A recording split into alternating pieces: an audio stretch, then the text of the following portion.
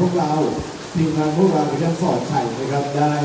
เข้ามาทำการแสดงนะครับก็เป็นครั้งที่2นะครับสำหรับสถานที่ตรงนี้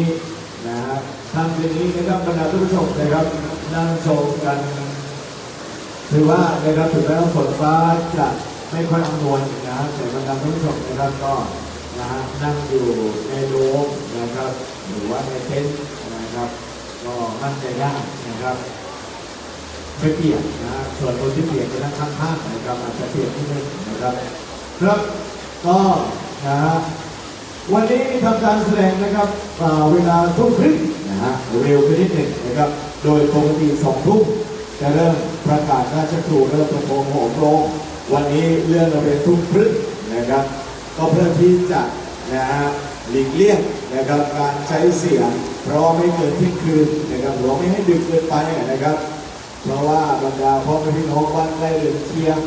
นะครับก็ต้องใช้เวลาที่จะพักผ่อนเพื่อที่จะไปสู้นะครับกับภารกิจในวันต่อไป